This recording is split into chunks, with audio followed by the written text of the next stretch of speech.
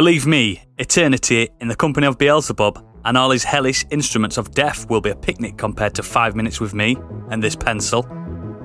Jagaloons, jerks and variations thereupon. This is Modern Escapism.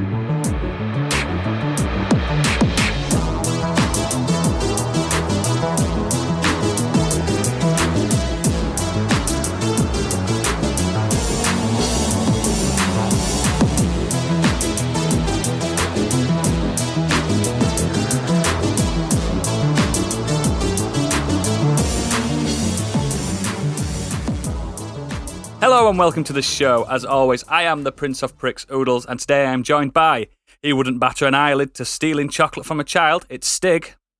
I wouldn't. Hello. Get too close and she'll put chewing gum in your hair, it's Candy Machine.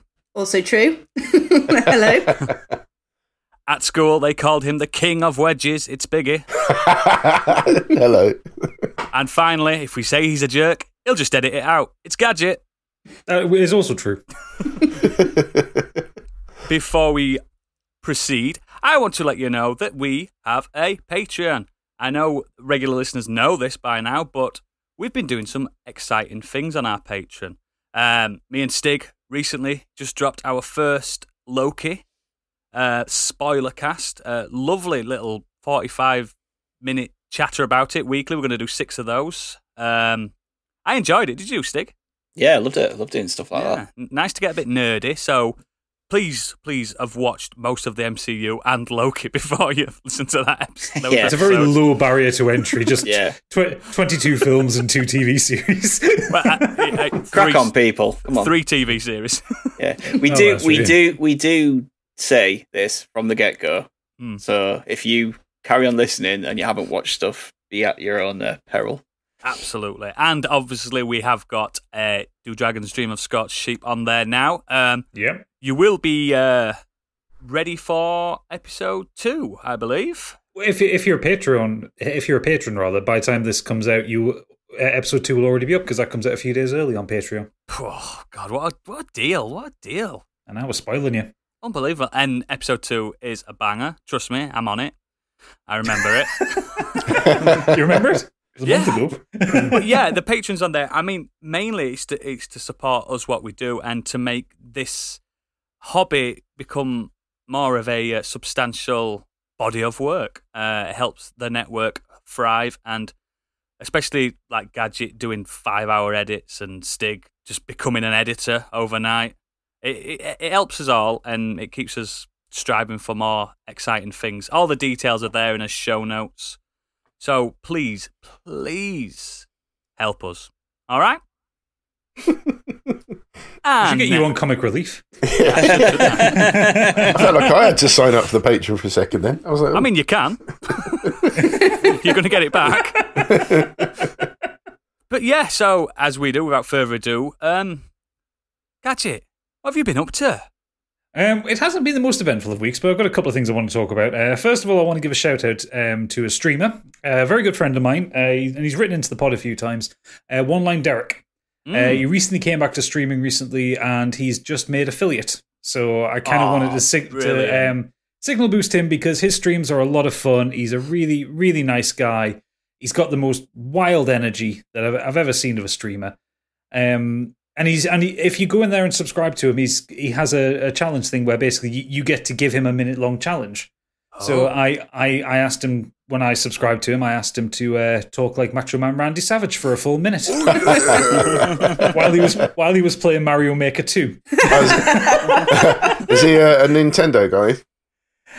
He's a bit of everything guy, but yeah, he's been streaming a lot of Mario Maker recently, a lot of Switch games. I think when he first came back to streaming, the first thing I watched him play was Untitled Goose Game, and he just giggled his way throughout it. Lovely. So, he does stream at ungodly hours because he is American, so it's like 1 a.m. when I'm watching him stream, but everything gets uploaded to his YouTube anyway, so it's definitely worth watching him. He's a lot of fun, and he's a really lovely guy. Get on that, listeners. Get on it. I started listening to another D&D podcast because I ran out of Dungeons and Daddies. So I started this one called Severed Sons, which is, for people who are into D&D, that one is... unlike a lot of D&D podcasts I listen to, or the one we create, they're actually using a source book. They're not creating their own world for it. So they're playing through Rime of the Frost Maiden, which is a very famous D&D sourcebook. And I'm about 4 episodes into it, and so far I really rate it. I'll probably have more words to say about it further down the line, but give Severed Sons a listen. That's really good. Nice. I'm impressed you finished the Dungeons and Dads one. I'm way behind on that already. Just because of time. He never takes his headphones off. No, I literally don't. My headphones are on me all the time. But yeah, I did in the space of a year, I did Dungeon Dads, and then in the space of 2.5 months, I did Dungeons and Daddies. Wow. Just because I love that shit so much. Wow. But the main thing I want to talk about was Stig and I played through Hivebusters, the Gears 5 DLC the other day.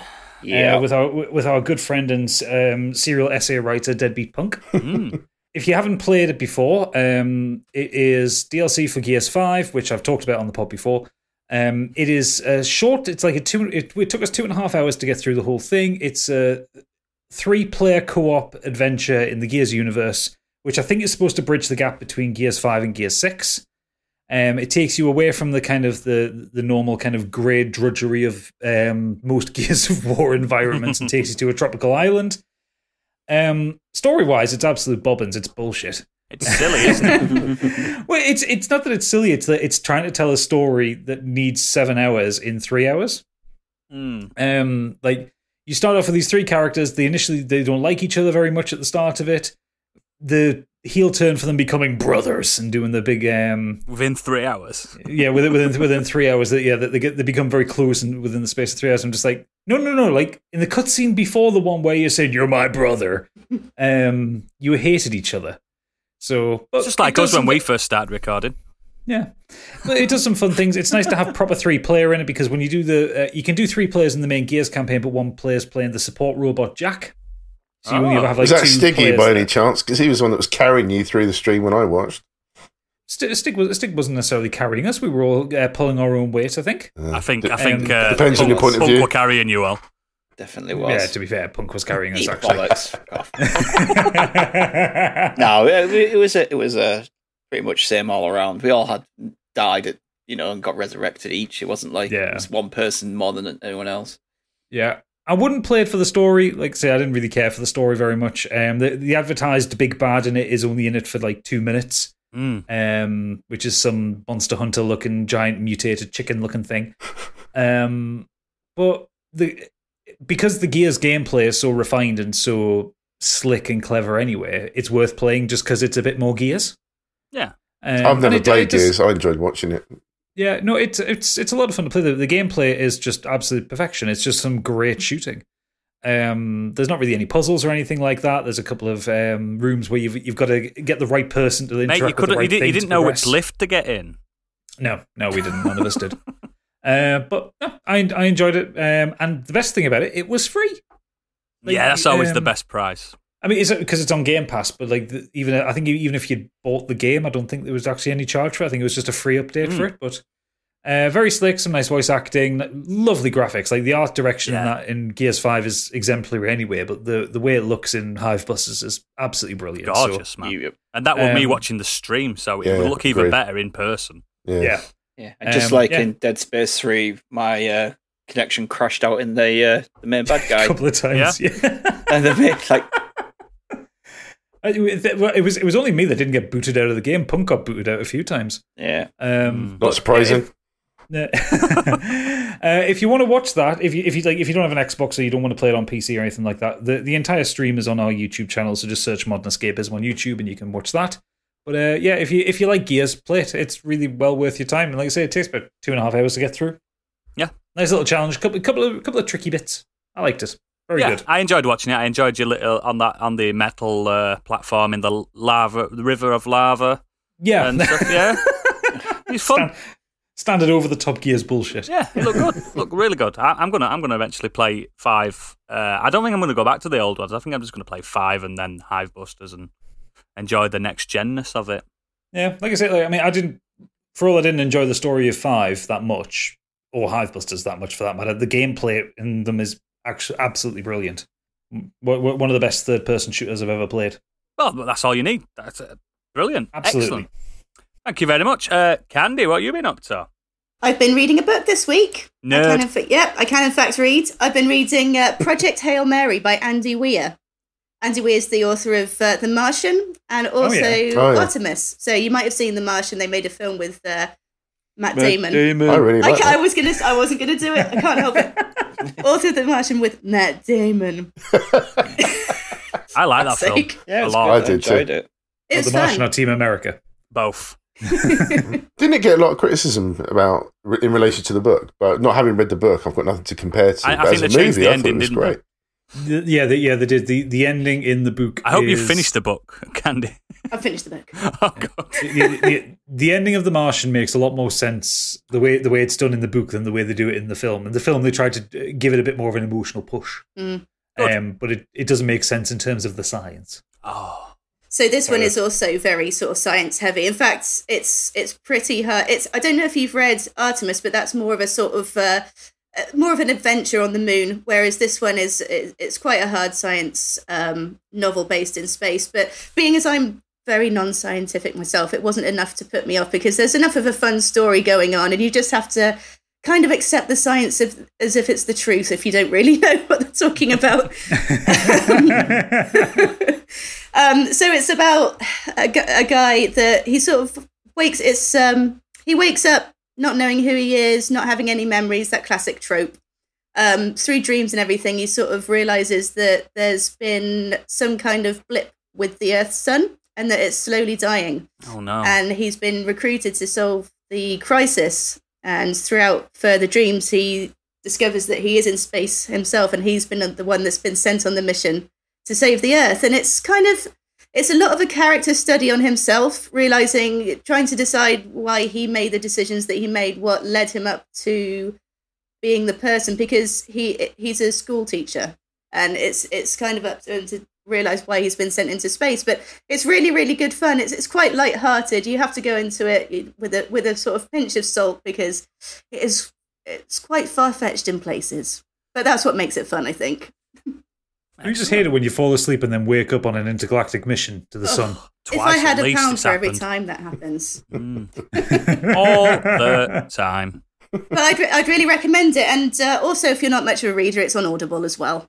That's exactly what I wanted to hear. It's read by the phenomenal Ray Porter, who's one of my absolute favourite narrators. Brilliant.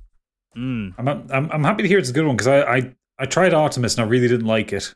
I didn't like it either. I didn't like Artemis, and I got that read to me. Yeah. The problem I had with Artemis was that I don't think that Andy Weir at the time was very good at writing women. Oh, possibly. Yep. And with the lead character being a woman, it just as I was reading it smacked of, yes, this is a man writing a woman. And it wasn't good. I didn't enjoy it anyway, but I really enjoyed The Martian, so I was disappointed with Artemis when I didn't like Artemis, so I've got high hopes for this one. I want to like this one. Yeah, I would recommend it. It's more science fiction than The Martian, and it's more hard science than Artemis. Excellent, brilliant. So, Biggie, you've been up to? Well, I finished Final Fantasy VII.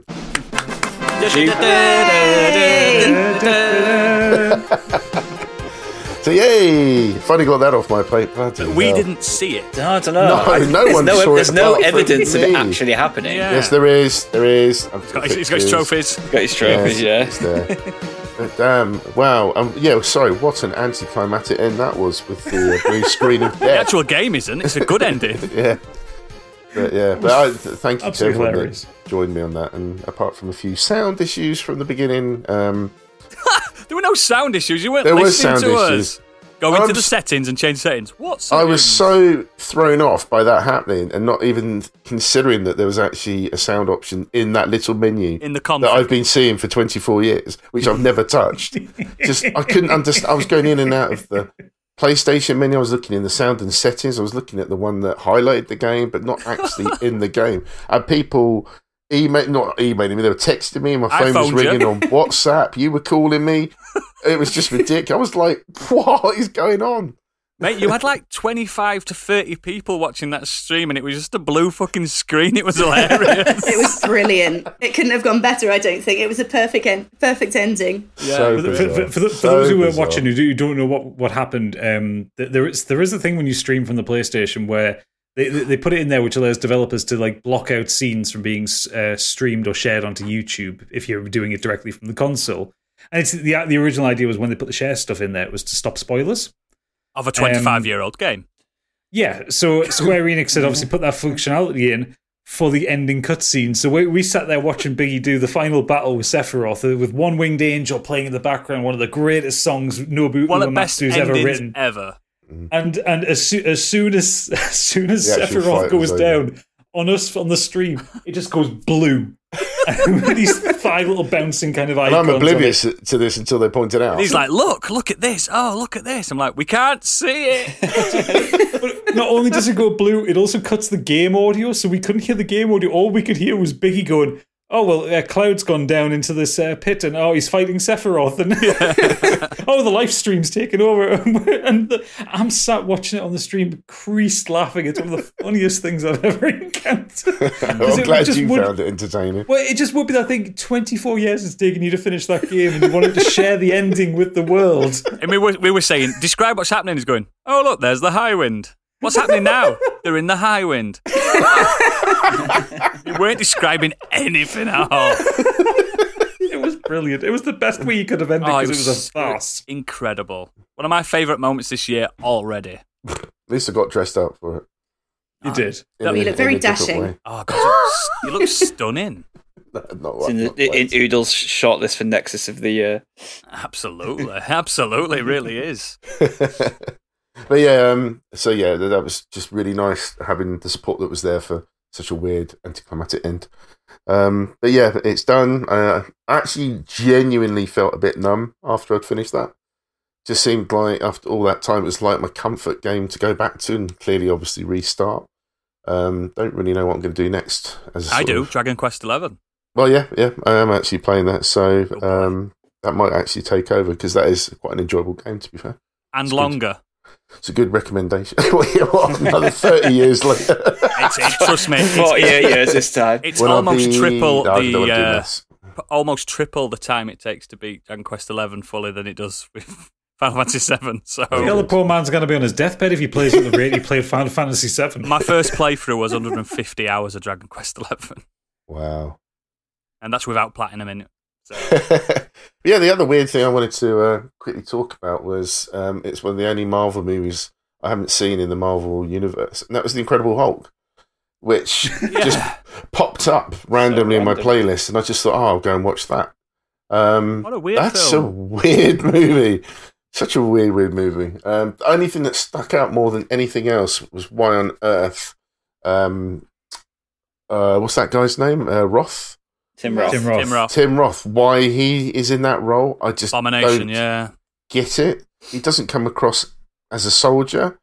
He's really small when he's in scenes with William He's small Hurt. anyway. But he's like, when they're chatting, it's such a weird view on the camera. Yeah. And he just doesn't come across like a soldier. And that he's supposed to be this super soldier that is a bit mad. And it seemed horribly miscast, in my opinion. Isn't he basically playing his character from Lie to Me or something like that? Like, he's not really playing the character. He's playing his Tim Roth from Abomination. every Tim Roth film. Yep. And Angry Small Man. Yeah, just the people in the background seem to be better than the main performers. I wasn't a big fan of Edward Norton in that. Nobody was. On and off screen. But the Hulk was pretty good. I thought, considering it was like a 2008 movie, it kind of looked good. The battle scenes were quite good. The change when he changes at one point. It's better than Hulk. Yeah, that was another strange one. They've not really nailed the Hulk really until the Avengers. But we'll never see another Hulk film ever. I'm telling you now, we'll never see it. There's not a lot they can really do with it. No. But yeah, Tim Roth was just, I don't understand what he was doing in that film. Really odd. But yeah, Excellent. That was it. Excellent. Stig, you've been doing, darling. I watched In the Heights this week. What is that? In the Heights is an adaptation of a Broadway stage play by Lin-Manuel Miranda. Hamilton now fame. It all adds up. So this tells the story of Usnavi, who is a bodega owner who has mixed feelings about closing his store and returning back to the Dominican Republic to restore his late father's beach bar, or staying in Washington Heights. It stars Anthony Ramos, who's also in Hamilton. Yep. Corey Hawkins, who played Dr. Dre in Straight Outta Compton. Oh, yeah. Jimmy Smits, Stephanie Beatriz, who's Rosa from Brooklyn Nine-Nine, and Dasha Polanco, sorry, these pronunciations, and she's plays Diana in Orange is the New Black, and then everyone else, Lin-Manuel Miranda has like a small part in it himself, but like I think everyone else that's in it is like Broadway actors and singers. Yeah. So I didn't really know anyone else that was in it. But yeah, so from the get-go, you can literally tell this is by the same guy who wrote Hamilton. Yeah. Like the same sounds, inflections, and if you've watched Hamilton, you recognise like the rhythm of his hip-hop style. Obviously, it's less epic in its feel and it's grandioso than Hamilton. It's more of a traditional musical and kind of takes a lot of its sound influences from Central and South America. Yeah. So it mixes rap, hip-hop, and salsa. Oh, lovely. Yeah, it does it really well. Does it blend really well, like Oh, salsa yeah. and hip hop? Yeah, it's great. Oh, cool. Yeah, songs are brilliant. So it starts out with a proper banger of a tune, dance routine. So like, if you are into it by that point, then just don't bother. So it's like, if the first song doesn't get you, then nothing is. The rhythm doesn't get you. Yeah, basically, yeah. There's nothing relatively special about the plot at all. It just kind of There never is with musicals, though, is there? No, he kind of wrote it based on some of his own experiences living in that area when he was younger. So it just kind of follows the life of various characters, like connected by this close knit community. Yeah. So you have things like the stories around lost loves, failed dates, ambitions, lost business plights. Yeah. Salon girls and that. Then it throws a few bit of real world issues in there. So there's some stuff that touches on racism and like the dreamers of America, who are like undocumented immigrants. So it touches a bit on that as well. But yeah, I thought the characters were like, they felt real. Yeah, it's enjoyable to kind of be in their presence.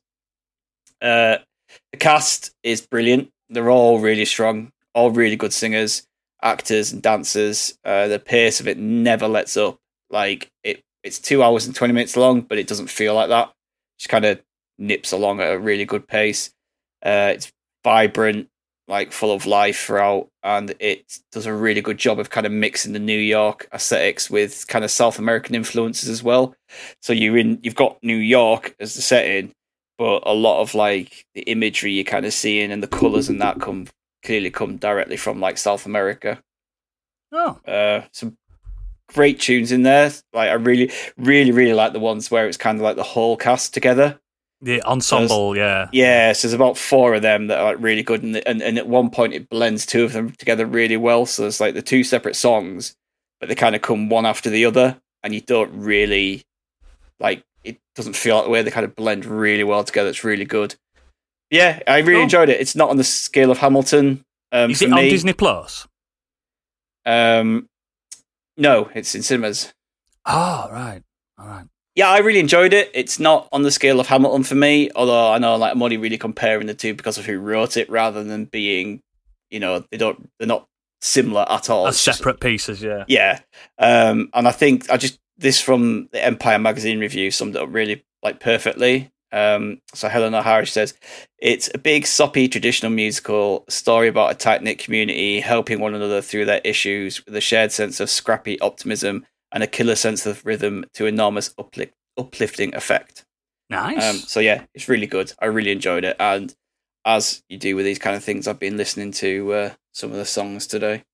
Yeah, that's always good when you can bring something from a musical and you're listening to it out of context, but it still brings you back. Yeah, you can actually get the music from the Broadway play and the film on Spotify. Oh, lovely. So the Broadway play, clearly Lin-Manuel Miranda played the lead part in that. Yeah, that's where he's from, isn't it? But he is not as good of a singer as Anthony Ramos at all. No. Like, that's one thing about, as much as I love Lin-Manuel Miranda's like shows and his songs and his lyrics and everything, he's not actually a very good singer. Oh. Like, especially compared to the other people in the show, he's the weakest part all the time. But he sings in such a way where, like, his emotion is just pours out through the songs. Yeah. So you kind of let that fact that he's not a great singer go because he invokes the emotion of the character so well through it. Yeah. Thank you for that, Stig. Lovely. We'll check that out, I'm sure. Maybe not. You won't check that out. Like I did with the other one. Hamilton. They're really good. They're really, really good. I probably will at some point. This one actually has talking in it as well, actually. Should have mentioned that. But it isn't just singing all the way through like Hamilton. There's actually like breaks for acting and talking and plot. Excellent. Okay, so I have just today been watching the football. Come on. Yes! Come on, England. So, so yes, we won Croatia 1-0. It was very good. Good feeling. How does everyone feel about it? I want to get Gadget's opinion first. Yay, they did a sports ball. Yes. Candy, how do you feel about the win? I really felt strong about the 14th minute in. There was a really, really good tackle. And we just flew from there. It was always going to be a win. Perfect. Wow. I thought Des Lynam were here. That was brilliant. Biggie, you caught the football? I did. I thought we did quite well in the first half until the last quarter. Really strong start. We tailed off, but we got the goal. And then second half was a bit all over. Stig, come on, give me some analysis. Not much to say, really. We should have had an extra goal, I think. Yeah, Foden was so unlucky to come off the post that. But we started very strong. But then we kind of let it seemed like the heat got the better of us. Do you know what I mean? They seemed to come back into it in that first half, and it just kind of seemed to be a bit of a 50-50 until we scored. So we won. If it wasn't for our good boy Calvin Phillips assisting, good homegrown boy. Actually, I was surprised by that selection. From being honest, mate, he were all over it. I know he was brilliant, but he should have been man of the match. But yeah, give it to Sterling instead. Sterling. Oh, okay. But football was good. It was nice to see people in the stadiums. Obviously not jam packed, but nice to hear the chants. Some of the fans do like right wankers. I'm sorry, but dude. Every time they kept panning to the crowd and was there with tops off, I was like, "Put your fucking top back." Just on. look at them sometimes and go, "What just look away? This is the BBC." They're representing row our of dad country's fans. Man. But yeah, I don't know. It felt good. It felt good to watch it. I had a few beers with it. Too many. I missed the goal. Did you? Yeah. Lovely. We're lovely. In the room I was going to get a drink and I was chatting to my sister-in-law, and then it was a boring part of the game. My brother just came out of nowhere. But yeah, that's enough of football chat for now. But you'll get our weekly update, I'm sure. But good start. There were the inevitable one where we're like, we got knocked out. Yeah. But the main thing I want to chat about is Sweet Tooth. It's a show I have been watching on Netflix. I am on episode 5. It only dropped, I think, other day. So powering through it. Sweet Tooth is based on a Vertigo comic from a few years back. If you don't know the premise, basically, at some point, a global pandemic happened. Yay. And a lot of the population died from it. And something even stranger happened. Human-animal hybrids were born. Very strange-looking critters. Half armadillo, half human. All babies. All little babies. And then it cuts to a man and his baby escaping the pandemic, the riots and everything, into the wilderness to set up a life away from crumbling society. It turns out that man has got a hybrid baby. It's got antlers, and that's Gus, his son Gus. The first episode is basically how Gus is brought up by his lovely dad, played by is it Will Forte? I think his name is. Yeah, he's really good in it because he's the one that's like he's usually daft, isn't he? He's quite a comedic actor and stuff like that, but he's lovely in it. And yeah, it's really strong start. It's a bit like Fallout, Last of Us, Lion, Witch and the Wardrobe. That's a hell of a combination. Yeah, and Bambi. It is actually a family drama. I think it's rated 12. So I think the comics. I've not read the comics. I have not heard of it myself. It didn't last too long, if I remember. And the comics is a bit darker, a bit bloodier, but not ridiculous. It's not Judge Dredd. Do you know what I mean? It's not Spawn. But yeah, a really strong start from Netflix with this one. It looked gorgeous. I'm not expecting where it led to. I'm on episode 5 now, like I said, and it's starting to become a bit of a really cool road trip adventure without the roads. Dare I say, will it likely to avoid the coal of Netflix tendency to cut series just as they seem to be getting going? I don't know, because it's number 1 at the moment, but then again, new things tend to be number 1 for a little bit, don't they, on Netflix? Let's see what... But I think the Rotten Tomatoes score is pretty strong. Yeah, I was going to say, let's see what that is, because that'll be a good indicator on Netflix. Can it? 98, critics 91, audience. So yeah. I probably will get. Do you know what the main thing I really like about it is it's post-apocalyptic, but it's beautiful post-apocalyptic. There's no nuclear bombs hitting or anything like that. Nature has taken back. It's gorgeous to look at. It's all set in New Zealand, even though it's supposed to be America. It's supposed to be Yellowstone Park and stuff.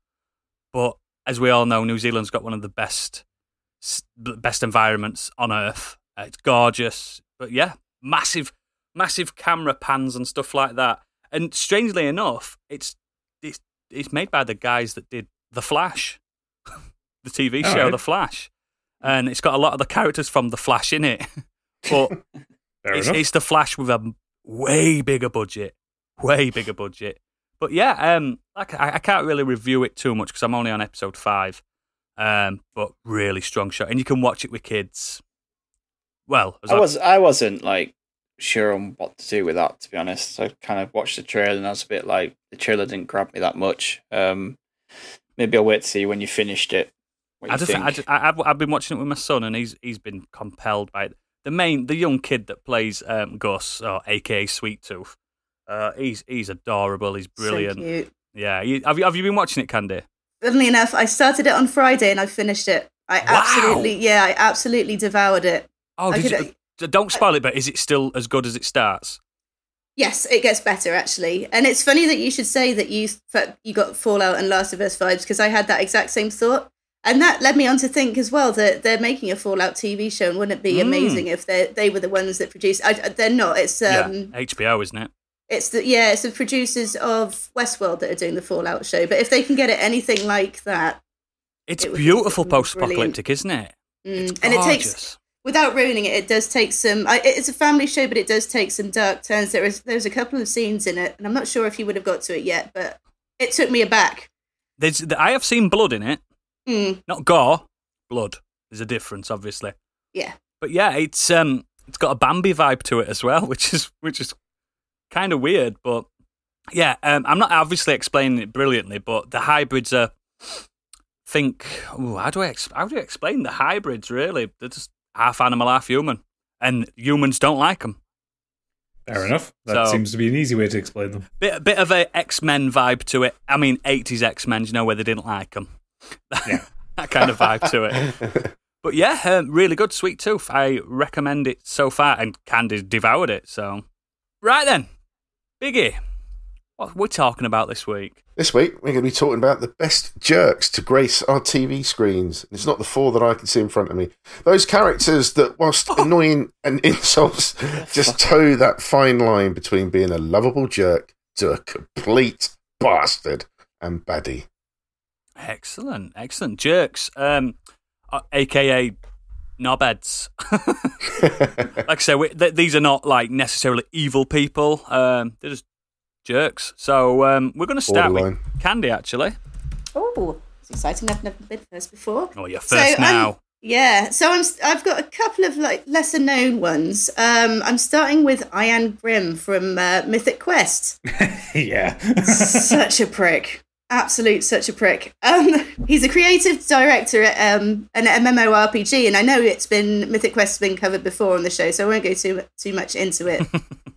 He's a complete, arrogant, egotistical, just absolute piece of shit. But you just can't help... A complete bell end, but you just can't help but love him. he can't let anyone come up with any kind of idea without belittling it. Or if he does like an idea, he has to sort of frame it as if it's his own, or that he's come up with it himself, or it's become his idea then. The whole thread in the first episode about the shovel. The bloody shovel. Yeah. And we've all had that happen to us at some point in the workplace, I'm sure, so we can all relate to it as well. He insists in being called Iron. Well, actually, to be fair, the reason he's called Iron is actually not a really dickish one, actually. I suppose, yeah. Without spoiling it. Yeah. Yeah, it's a pretty good reason. Yeah, he's just got such alpha vibes, isn't he? I particularly liked when an absolute model employee moved towards his office, which he has to have above everyone else, I might add. Yeah, so he's got this office looming over everyone, just lording it. And he takes a dislike to this absolutely lovely employee because he's taller than he is. So this poor employee gets sent to the basement of the building, never to be seen again. But yeah, as you said, the reason he calls himself Iron is covered in, to make it that he's not an outright arsehole, but he's just a prick. He's possibly sort of overcompensating from a lack of something that he had in his life, but at the same time, he treats people the same way that he was treated. He's constantly insecure, which probably did stem from various things, and he's very aware that his now co-creator Poppy is like a far superior coder than he is, but he's the creative force, so it's a good symbiotic relationship the two of them have, while still banging heads constantly. And he's just the death. If you were to look up prick in a dictionary, there'd just be a picture of him next to mine. Yeah. You're not supposed to say yeah. Oh, sorry. It's very hot. That slipped out. But he's just such a great character as well. And they did a special that was kind of filmed over a Zoom call. And a bit more of his kind of personality came out towards the end of it to show that he does. It's not necessarily a soft side, but he can empathise with people, and he is actually there when it counts, and probably that he is quite a good boss when he needs to be. Oh yeah. Yeah, but he does also start that episode by doing Zoom calls from his hot tub. Yeah. And any excuse to take his shirt off. Well, being completely naked in his hot tub and just standing up on the Zoom call. And he has to be the one that's late as well. I'm yet to do that, but it's happening. Yeah, he gets the hump when he's not the last one into the Zoom call. Yes. But, I really, really recommend Mythic Quest. It's really good. And if there's a second season out now as well, so, even if you just pay, however, just for a month for, what is it, Apple TV? Yeah, Apple just TV go Plus. For it. Yeah. Or just buy a new iPhone, you get it free for a year. Yeah. I do want to watch this show. I really do. It's really good. Really enjoy it. Excellent. Brilliant. Good start. Biggie. Ooh. Okay. Yeah. Again, you do it so randomly. I'm never really. It's not random to me. I wanted to talk about a character from a TV show, Suits, and it's Louis Litt. He is played by Rick Hoffman brilliantly. He's another character where it's a real love-hate relationship with this guy. He basically plays a corporate attorney. He's a managing and named partner of the firm. He was promoted to the position of senior partner at one point.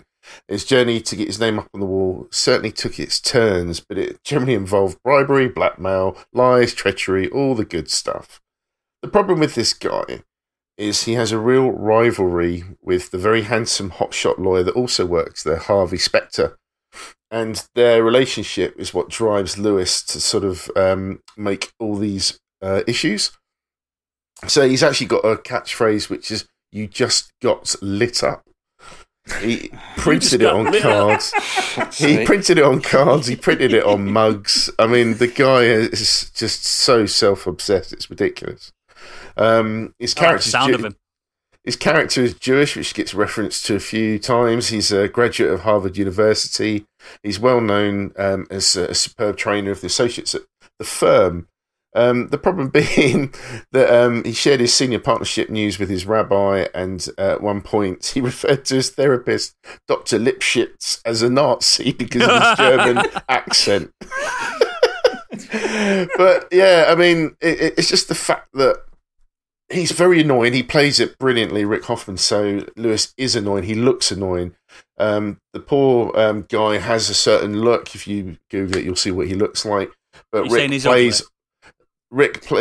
just not Harvey Specter, so he plays that role so well. He's absolutely amazing in it. But it's a real love-hate relationship, as I mentioned. So what Lewis does is tries to overcompensate. He tries to always one-up Harvey, but Harvey always gets the better.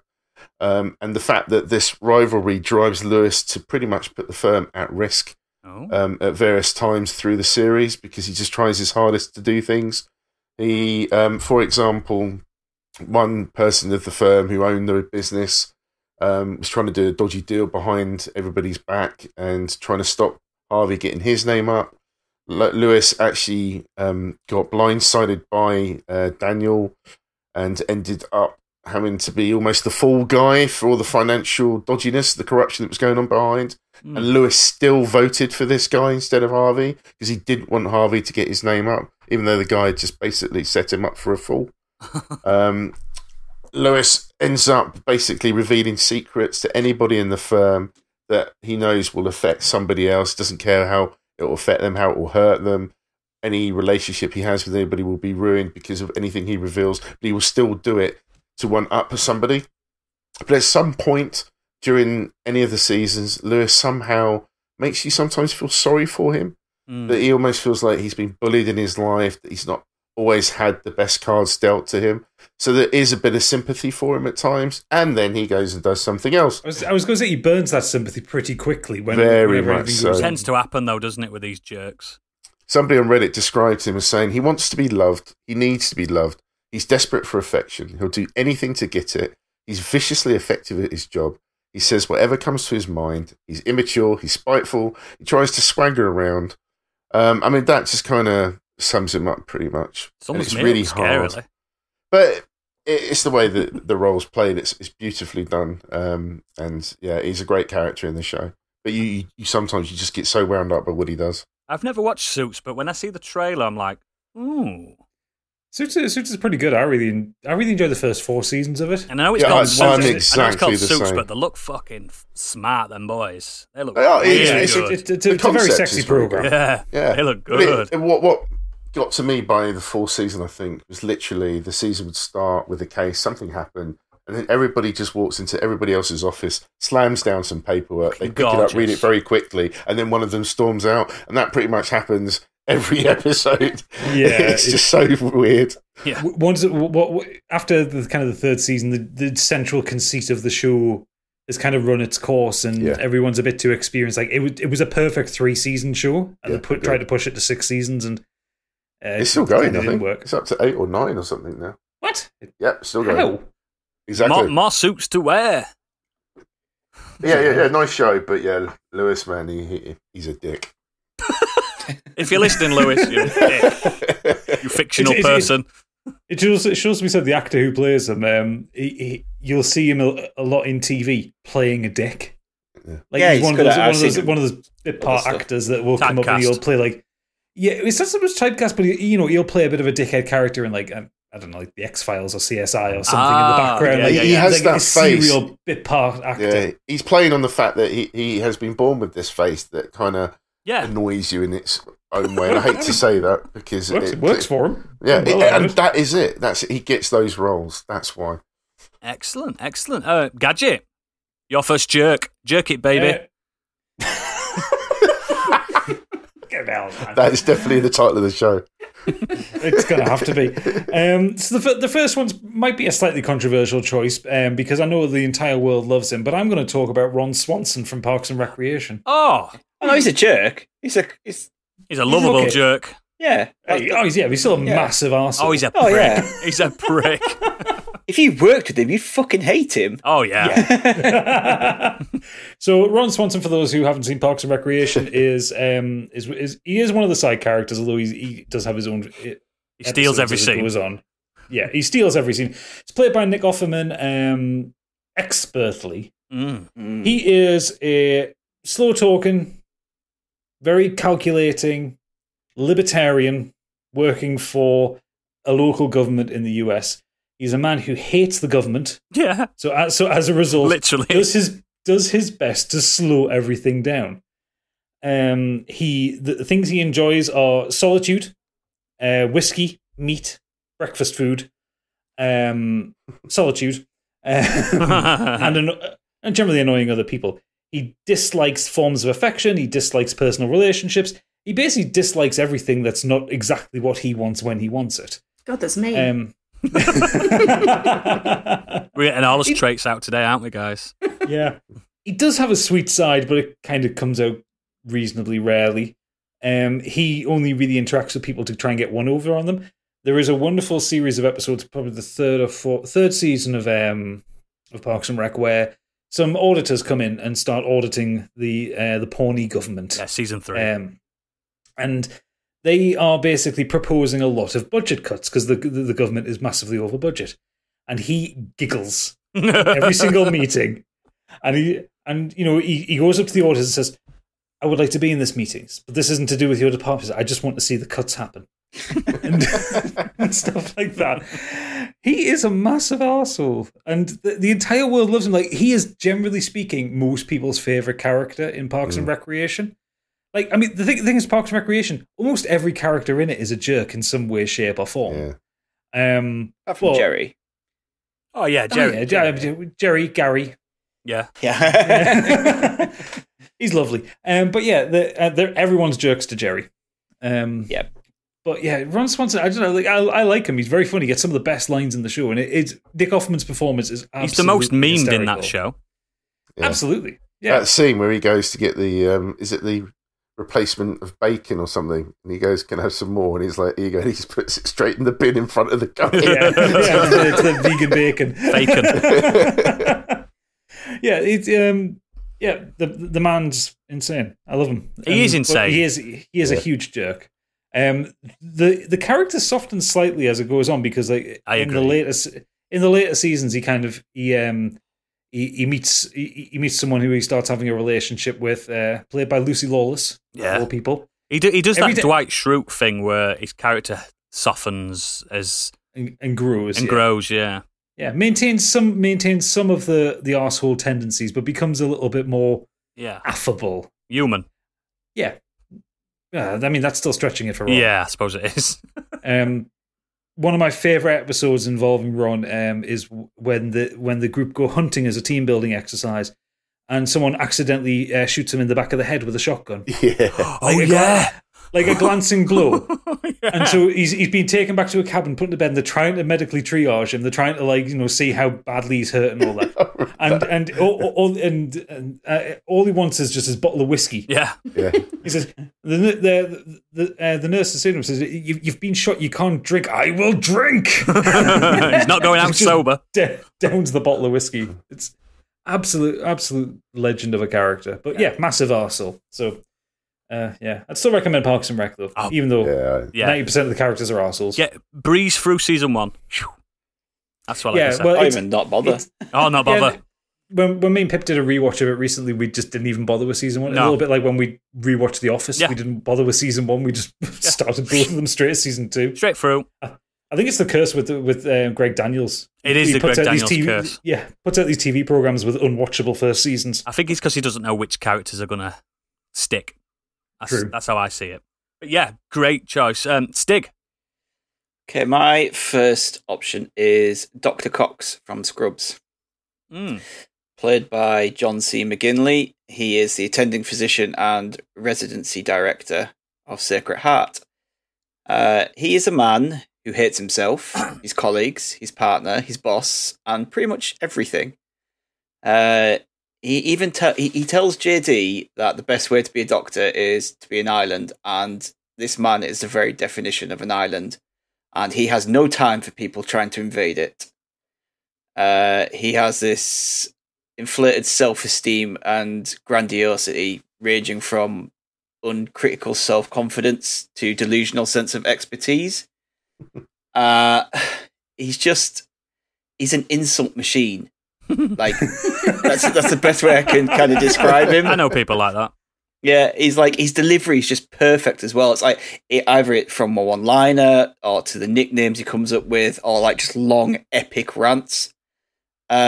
he has this like intensified speech that's so rapid and like no one can ever interrupt him, where he's just focused. It's like a focus on self-amusement, and it's like non-stop talking regardless of the other person's participation or interest. So even if someone's like tuned out what he's saying, he's like, no, I'm going to get this out and I'm going to tell you what I think.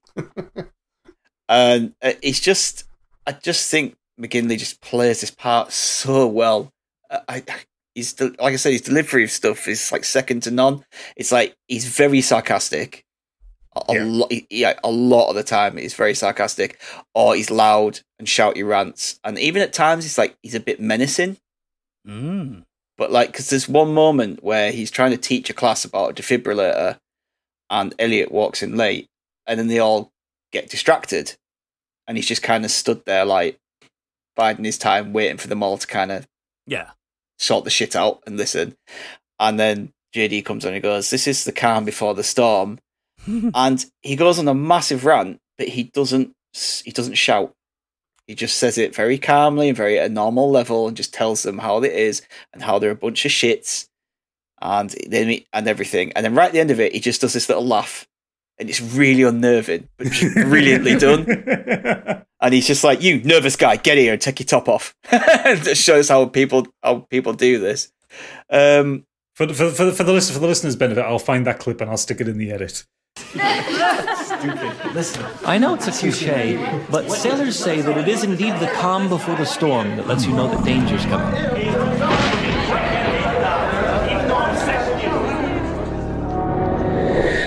Uh-oh. First off, let me just say thank you. For the last couple of months, I have been adrift in a sea of puppy dogs, lollipops, and let's face it, mediocre metaphors.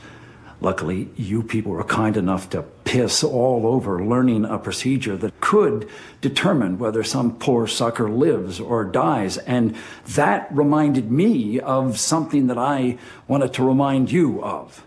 Because you see, I am accountable. I am accountable for the continuous, crashing, undeniable amateurism that you people drag into this hospital day in and day out. And believe you me when I tell you that the next time one of you perpetual disappointments doesn't even have the common decency to try and do better at something you supposedly do, I will go ahead and toss your sorry ass out of here in about 10 seconds, and then I will forget you forever in the next 5. Okay, nervous guy. Bring that nervous butt up here, lose the shirt. We're going to show these good people how this thing works. Nice tan there, champ.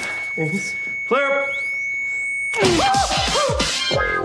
Yeah, it's very good. But he has this really uncanny ability to finish someone off perfectly, and then walk away before they even have a chance to process what he said or like say anything back to him. I think, but he does it. He strays on that side of being really funny and not a bad person. So when you're watching him, you don't think this is an absolute bastard. What he says just makes you laugh. Well, it makes me laugh anyway. Yeah. Like, I think this kind of sums him down as well. When I was kind of like looking, I was watching clips and everything for this, and I found this one of him where he comes in. I think it's right close at the start of Scrubs, and he's talking about why he took on the residency head. And he says, "Is it for the extra $4 a week, my paycheck, or a chance to finally make a difference in this godforsaken hellhole?" At which point, Elliot seems very impressed about, it's to make a difference. And he's like, "It's about the $4, trust me." Like, he cares more about getting $4 more than actually making a difference. But, like, behind all that, he's still very well-meaning and actually a really caring person. He just does it in his own really weird way. He's like, a doctor at the end of the day, so... Yeah, like, he may come across as an arsehole, but he's constantly pushing, like, the 3 main, like, casts of JD, Elliot, and Turk to be better doctors, because he knows they can be, like, he knows they're actually good doctors, There's but they can be potential better. there, Yeah, like, he actually respects them because he knows how hard being a doctor really is. Yeah. And, like, right, I'm going to spoil this, so if you haven't watched Scrubs... I haven't, but I'm fine. Yeah. Right at the end, he finally admits that JD is a brilliant doctor and calls him his friend. Is JD the main guy? Yes, JD's the main guy. But he doesn't know JD's listening to this. I love that scene. It's So cool. so basically, JD gets this intern to say something bad about him as he walks out. And then Dr. Cox goes on and says, no, he's this. He's one of the best doctors I've ever worked with, and he's my friend. And JD's like, I knew it! And the look and the response from Dr. Cox is just like, fuck's sake. It's just like, yeah. And he turns to the intern, and she's like, oh, that went really well. He went, yeah, he gets to leave. You don't. And she's like, oh, I didn't think that through. And he's like, you did not. I've not seen Scrubs. I know the show, but John C. McGinley's brilliant in most things. He always stood out for me in Platoon.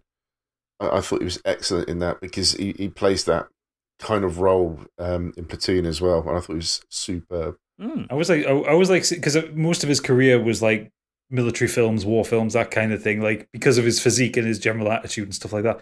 I always love seeing him in comedy. Yeah, he's so good at it. He is, obviously in Scrubs, but I don't know if you've seen Office Space. He plays one of the recruitment consultants in that. In the still huge muscle-bound body that he's got, like strapped into a business suit, and he's so funny. Like the dialogue is amazingly quick, and he's got wonderful comic timing. Yeah, like I say with JD as well. Like there's this weird father-son relationship.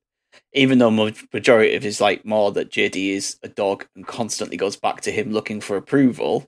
Yeah. And he kind of gives it in this weird way, but often insulting way as well. But like he even like he's such a jerk to JD that he even makes him into a verb.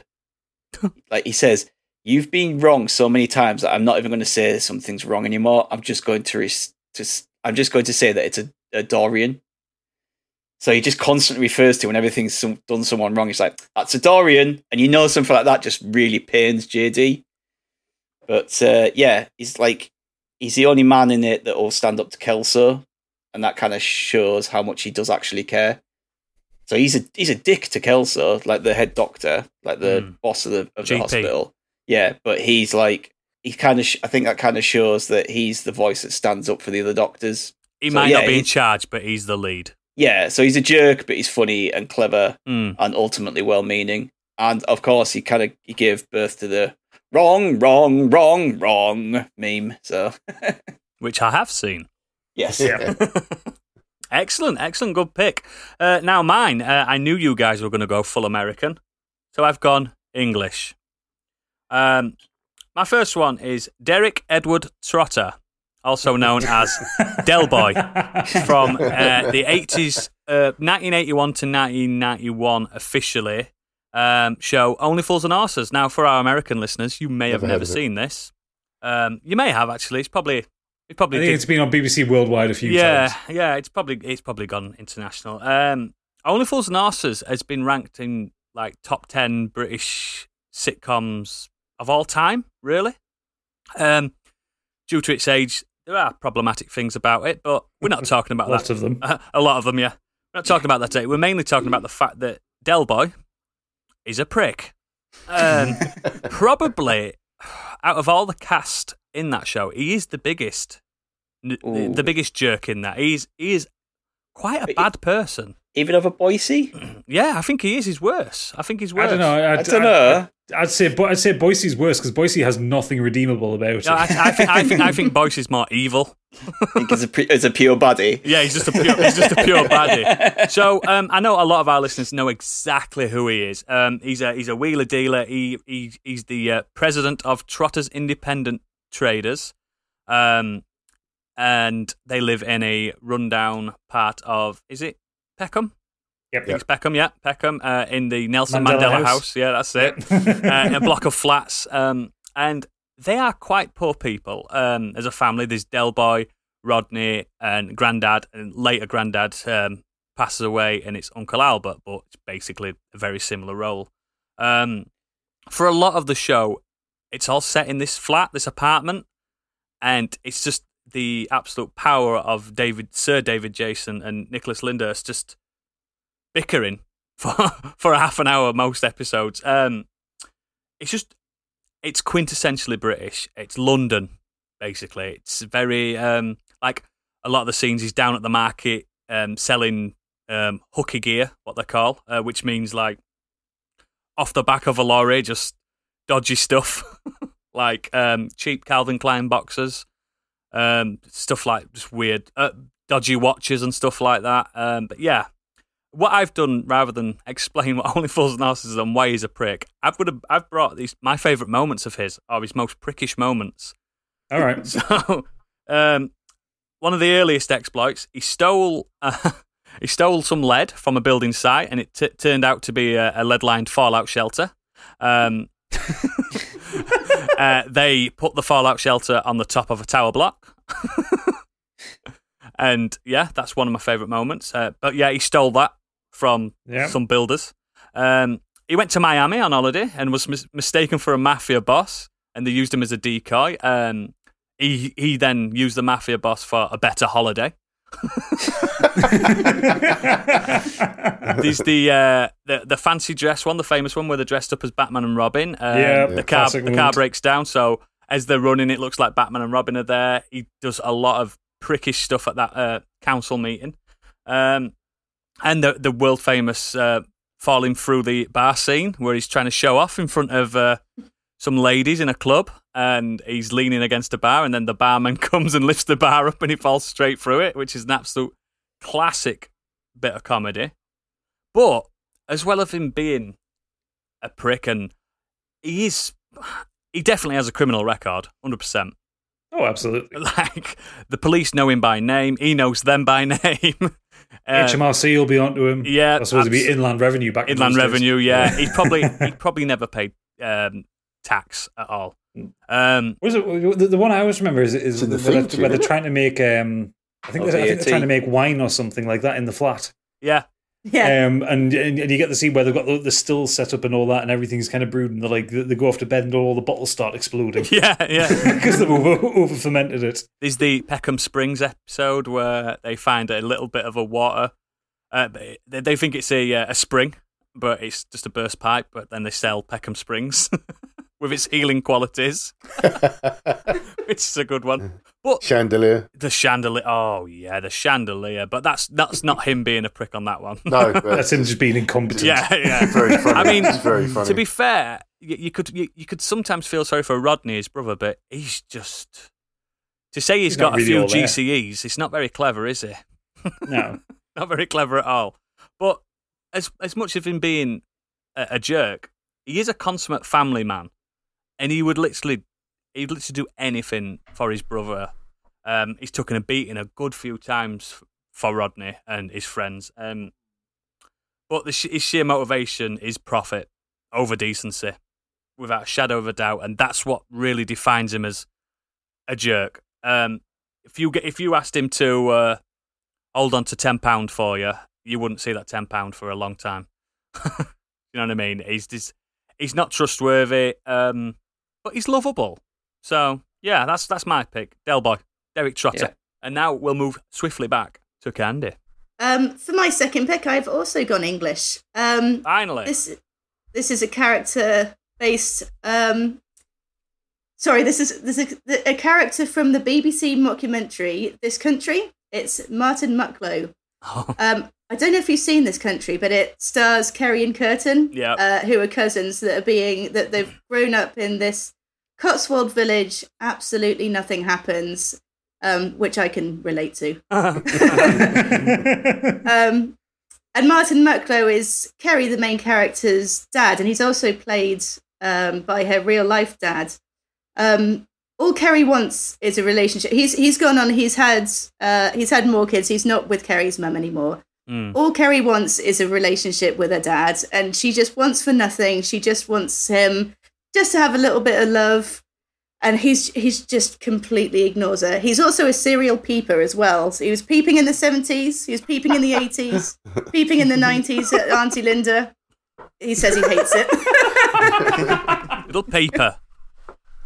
Absolute serial peeper. At one point in the show, he manipulates Kerry into actually going to prison for him. He's done some sort of dodgy deal, and because she just wants a bit of love, she wants a bit of attention, she wants to prove him right, she agrees to take the fall. And she says, okay, come on, Dad, let's go. Take me to the police station. I'll Take me away. take me away. I'll go and admit to everything. Take me to the police station. And he says, well, it's not really on my way home, Care. So he can't even take her to the police station. So she said that her final words to him before she says that she will take the rap for it is, "You do love me, don't you, Dad?" And he goes on to say, well, it's not about love, Kerry. And he goes on to quote, and I'll do a dramatic reading for you. Oh, lovely. He goes on to say, "A couple of years ago, I had a job. Long-haul lorry driving for Hawkins Bazaar. And one day, I was coming back from Dover late at night with a lorry load of puppets. And this little dog darted in front of me. No collar, no nothing. I swerved to avoid him, but, well, I hit him head on. I stopped the cab, got down, and its legs were mangled like a drawer full of phone chargers. I picked him up, cradled his head as he was dying. I looked into his big brown eyes, and I felt absolutely nothing. And you know why? You know why? Because I've got no empathy. Zilch, zero, nothing. 0 points, nothing." What a guy. What a guy. Absolute bellend. But the whole sort of story arc with Kerry is her just desperately wanting attention from her dad, taking the fall, going to prison for him. She actually does go to prison for him. Yeah.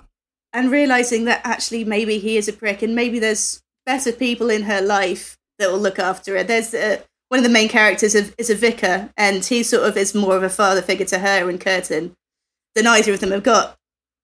But he's there's something just fucking funny about him. he is funny. I have seen a few episodes of this, and I enjoyed what I watched. It's a weird mockumentary style as well, isn't it?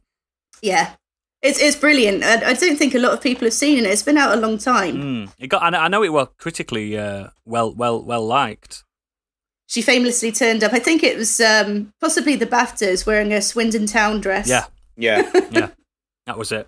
No, I haven't seen that. That's definitely gone past my radar. I'll check that out. Oh, you'll like it. Yeah, our generation growing up with just the beginnings of technology, but still going out to play and make dens and everything. And it's just them having never really properly got out of that phase. There's just nothing to do in this country town. Mm-hmm. It's funny, especially if you grew up with nothing to do. Absolutely. Excellent, great choice. And if you've not seen Our Country, go for it. Absolutely. Who are next? Biggie. Cut this out. It's Biggie. Biggie, you're next. Yeah, well, I've gone with again British. It's all come back. It's Good. coming home. But yeah, I've picked somebody a bit obvious, and it is David Brent, the biggest jerk in history. And I don't know. I mean, We've all had seen that this. boss. Oh yeah, I've seen. I've been like him as well. What's frightening when you see a character like him? There's just little snippets that obviously Ricky Gervais has collected of people he knows, what he's observed, and when you actually recognise just a very small snippet of yourself in someone like that, it's just frightening. And he just delivers that character of David Brent just so well. It's a character that's utterly obsessed with pretty much just being liked by everybody he meets. That's all he kind of wants. He just wants to be the funny guy, the entertainer. He wants to be the best boss ever, and he's completely oblivious to the fact that he's not. He is obviously from The Office, in case anyone doesn't know who he is. But I mean, right from the very first episode, when he's interviewing a guy for the job as a forklift driver, the guy isn't even qualified. I can't but he cope would with that wants this episode. guy to like him, so he goes out of his way to hire him, even though he's completely wrong for the job. It's the same episode where it ends up with a prank on Dawn, who is his real put-upon receptionist. This is the same receptionist that receives a fax. This is back in the days when faxes were still sent through. A fax about an important agenda about the meeting that he's about to have. He says put it in the with his special area filing manager. cabinet. Put it in the special filing cabinet, and he goes, "What's that?" And he goes and chucks it in the bin. And then later on, he claims he's never received that fax in front of her. And Dawn points out it's the one that you screwed up and chucked in the bin. I mean, it's just, he's just such a dick. It's untrue. My favourite episode myself is when the outside facilitator comes in to do the training, the team building day. Oh no! Yeah, and David Brent he can't even wants let to take a guy over, doesn't hold. he? Yeah, he can't let a guy do a training session just for the simple fact that's what he's there for. He still doesn't want to be upstaged by anybody else. He does his utmost to take over that meeting to the point where it ends with David Brent leaving, going home, and coming back with a guitar. Yeah. So that he can play some original songs that he wrote. About Princess Diana. About Princess Diana. It's just insane. And you just see this picture of this poor guy just sitting there, just shaking his head. Like, I can't believe this has actually happened. I mean, it's brilliant. And yet, at times through the series, you kind of sometimes just feel a little bit sorry for David at little points throughout the season when you just realise what a sad man that he is and just the lowest he gets at one point, particularly through, I think it was the follow-up show. They did season 1 and 2 and they stopped. Then they did a Christmas show. And the film. Which, and they did a film. But there are little bits that you see about his life outside of the office once he gets fired. And again, how his life hasn't quite turned out the way he wanted. But He's maxing his credit cards out and stuff like that. Yeah. Yeah, falling asleep in a hotel room drunk, watching TV and things like that. But when he has his celebrity appearance in a nightclub, it's just, that is superbly done. Oh, God, it's so good. And it is the beginning of that sort of cringe mockumentary. It was the first one I ever saw. The first one I ever saw. I actually caught The Office by accident. I turned it on and didn't even know what I was watching. I just thought, this is insane. I can't believe. I'd never seen Ricky Gervais in my life, and I saw that. I was like, is this fucking real? Yeah, it definitely got me for a little while until I realised through that episode that this is. Yeah, this ain't real. Yeah, but he is. Did it not twig when you got to the credits and it said Ricky Gervais as? Yeah. no, it's during that episode that I caught. It was just kind of like, I actually thought I was watching a documentary until you just suddenly realised, this is way too much. It's very cleverly put together. It's very good at misleading you like that, because the thing is, most people who have worked in an office, like, I haven't known a David Brent, but I've definitely known a Tim and Dawn. I've known a Gareth. Yeah, totally. Like, very well observed. Like, David Brent is possibly the most extreme version of the person that you work with. My old job, I worked with David Brent Jr. Absolutely. Yeah. Luckily, I was his boss. So that helped. I think I'm also lucky I've never worked in sales. I think if you work in sales, you're more likely to encounter someone. Yes, it's hardcore, mate. It's proper hardcore. He's so observant of mannerisms as well, isn't he, Ricky Gervais? He just absolutely hits the nail on the head with everything. He literally looks at the camera more than anyone in that show. He wants the cameraman to be like, yeah, we get you. But he that's just it. He does that so well. And yes, I know it maybe got it. I don't know if it could have gone any further than that. I think maybe ending it when they did was right. But it's just, like Joe says, just the way he looks at the camera, the little faces that he pulls are just superb. Oh, you're so good. But I just love. I love the show. And again, it maybe hasn't probably aged as well. Certainly hasn't. Seen it for a while, but there's a lot of humour in that show that I think will stand the time, and I'm glad that I've seen that. I love that show. Yeah, absolutely great pick. Gadget. So my next one, I was going to talk about someone else, but just when you mentioned about going British, I thought this one just popped into my head. Malcolm Tucker from The Thick of It. Fucking hell. He was on my shortlist. Wow. Oh. He's kind of an objective baddie, but like when I looked up his Wikipedia, he's marked as the anti-hero. Yeah, he's not a baddie, but he's not a goodie. No, so if you haven't seen The Thick of It, it is incredible. It's a parody satire mockumentary of life working for a political party. Yes, it's not really established who the political party is. It's kind of modelled on Labour in the 90s. Yeah, New Labour, and on New Labour. Malcolm Tucker is the kind of communications director character, heavily modelled on Alistair. Shit, I can't remember his surname. Campbell. Alistair Campbell, that's it, thank you. I don't know why that fell out of my head then. I had to drag it out then. Yeah, heavily modelled on it. For a programme on the BBC, I think he might have the most swear words. Yes. Ever written. Yeah. I think he broke a British TV record. Yeah. Yeah. He is universally feared by everybody working the party. And when I talk about government, it is actually proper government. So, like, the series starts with Chris Langham's character, who is an MP. Yeah. and his office is a shamble of shite. They're all completely ineffective at what they do. They all kind of bumble through PR crisis after PR crisis, and it's Malcolm Tucker that kind of wafts in from 10 Downing Street to tear them a new arsehole. And I suppose you could probably say he's like the British equivalent to Dr. Cox from Scrubs. Because it is, but without the caring. He doesn't care. All he wants all he wants is to push whatever the government's agenda is. He's a pure hot-blooded politician. Yeah, well, he's not a politician. Yeah, well, he's just playing politics. Yeah, playing politics. And it's kind of hard to describe. He's played expertly by Peter Capaldi. Peter Capaldi, like fucking Doctor Who, is just so good at he's good at everything. If you watch the Doctor Who seasons with Peter Capaldi, I know they're not the best ones, but like you have moments where he's caring and when he's aggressive and when he's happy and when he's sad and when he's upset. Malcolm Tucker is angry. It's just 100% angry all the time. He has 2 speeds, angry and angrier. Yeah. He does. And rather than just try to describe him, I've found a collection of his quotes. Perfect. Yes. I'm down for this. Can you do it in a Scottish accent? Fuck off, can I? You'll get him in a Geordie accent. I'll do. So the first one is, Terry, when I want your advice, I'll give you the special signal, which is me being sectioned under the Mental Health Act. That's the only one without swear words. Actually, no, sorry. The second one doesn't have swear words either.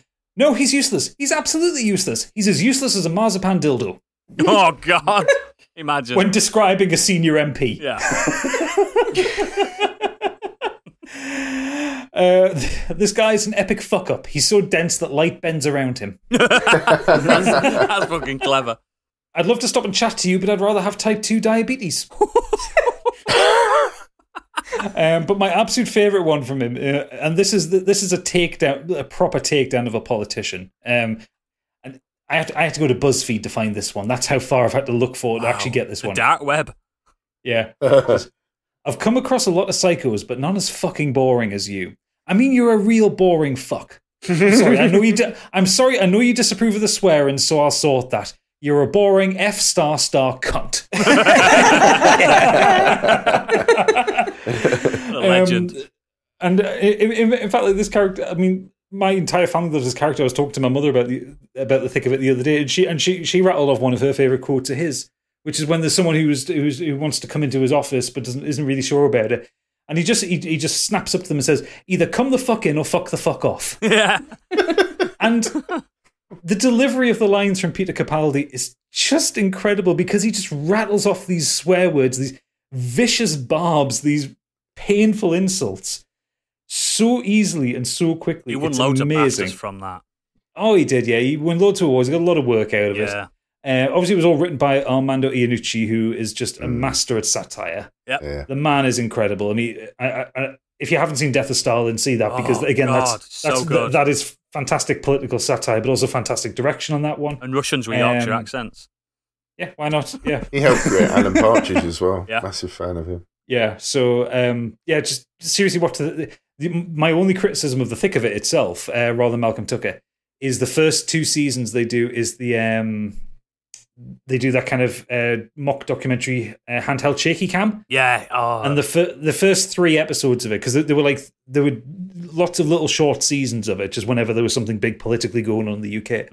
You watch the first couple of series of it, it's really hard to watch. It's as if the cameraman's shocked by people shouting and that, and they're like shaking the cameras and stuff. I think what they're trying to do is they're trying to do that documentary style of like making sure the cameraman is as far out the way as possible. Yeah.